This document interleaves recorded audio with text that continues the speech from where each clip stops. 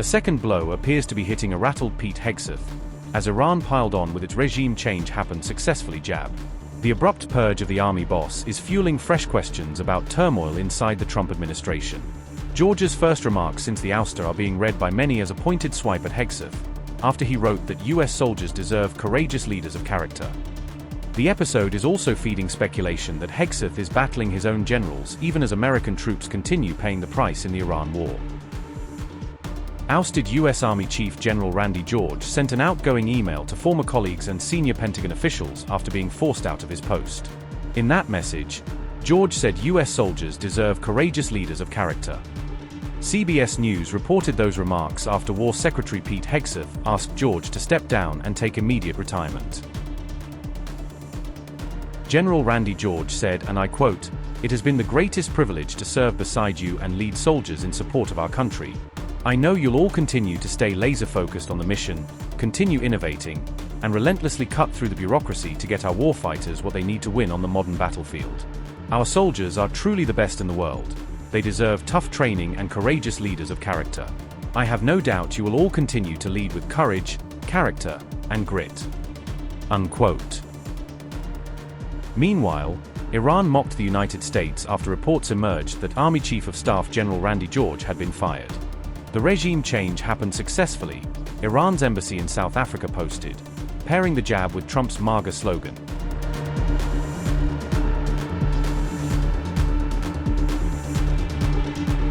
Hegseth allegedly called General George on April 2nd and told him to retire immediately, offering no explanation for the decision.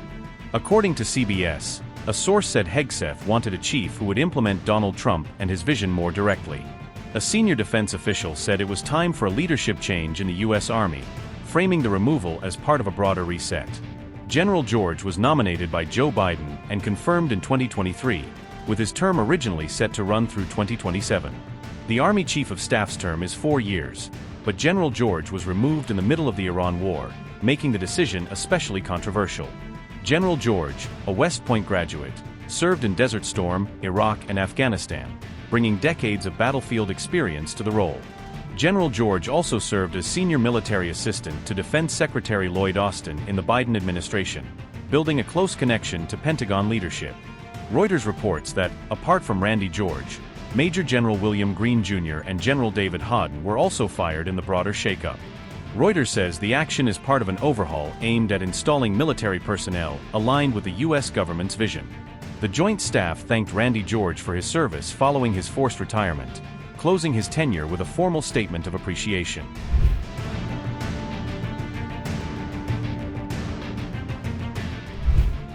The current Vice Chief of Staff, General Christopher Leneve, was named acting Army Chief of Staff after the sudden leadership change. Leneve previously served as Hegseth's military aide and commanded the 82nd Airborne Division from 2022 to 2023. Pentagon spokesperson Sean Parnell described Leneve as a battle-tested leader who is completely trusted by Hegseth. The shakeup comes as 82nd Airborne troops and Marines from the 31st MEU are being deployed near Iran. Analysts say an army chief is not fired in the middle of a war for no reason, suggesting deeper motives behind the move. One analyst said an army chief is fired because of what comes next in a major combat operation, pointing to the larger strategy ahead.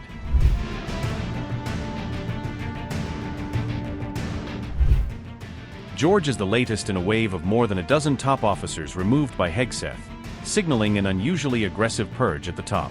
The purged list includes Joint Chiefs Chair General C.Q. Brown and Navy Chief Admiral Lisa Franchetti, two of the military's most senior leaders.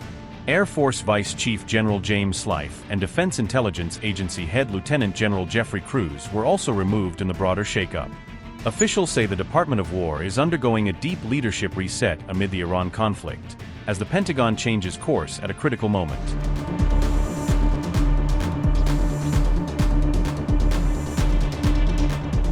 The number of U.S. service members wounded in the ongoing Iran war has risen to 365, according to newly released Pentagon figures. The Pentagon disclosed those casualty figures as part of its reporting on Operation Epic Fury. The breakdown given was 247 Army personnel, 63 Navy personnel, 90 Marines, and 36 Air Force personnel wounded in action. The official U.S. death toll remained at 13 service members, according to the same Pentagon data. That official tally differs from the much higher losses Iran has projected since the war began.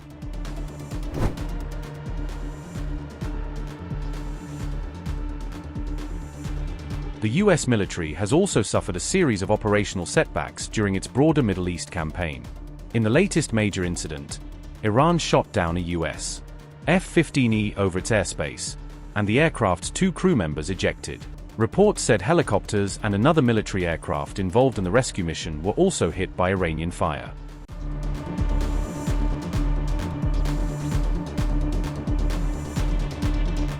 The White House is reportedly seeking a record defense budget of nearly $1.5 trillion for fiscal year 2027, marking a dramatic increase in military spending as the U.S. remains locked in war with Iran.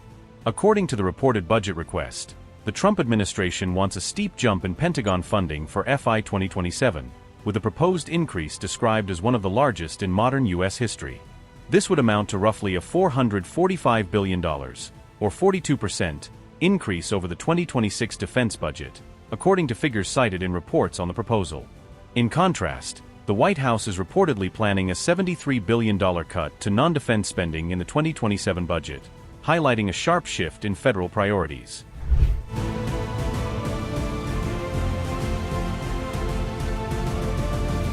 The proposal would boost funding for munitions, Navy expansion, and Donald Trump's Golden Dome missile defense project, while also prioritizing broader military readiness. The White House is also reportedly seeking military pay raises of around 5% to 7% under the FY 2027 plan. The budget would add more than $19 billion for federal law enforcement in the coming financial year, even as other domestic areas face cuts. At the same time, funding for IC would reportedly remain at 2026 levels, including support for 41,500 detention beds. The administration is also said to be considering reconciliation as a way to push defense and homeland security funding through Congress more easily. The notable budget cuts would target clean energy grants, the IRS, agriculture, and education, reflecting the White House's broader plan to shrink large parts of domestic spending. There would also be spending cuts across a range of environmental programs at multiple federal agencies, extending the proposed rollback well beyond a single department or initiative. On April 3rd, Trump said the United States could not focus on daycare because it was fighting wars, a remark that drew attention as debate over federal spending intensified. I actually said to them, I said to Russell, don't send any money for daycare, because the United States can't take care of daycare. That has to be up to a state. We can't take care of daycare. We're a big country. We have 50 states. We have all these other people. We're fighting wars. We can't take care of daycare. You got to let a state take care of daycare, and they should pay for it too. They should pay. They have to raise their taxes, but they should pay for it. And we could lower our taxes a little bit to them to make up. But it's not possible for us to take care of daycare. Medicaid, Medicare, all these individual things, they can do it on a state basis. You can't do it on a federal. We have to take care of one thing, military protection. We have to guard the country. But all these little things, all these little scams that have taken place, you have to let states take care of them, Russ.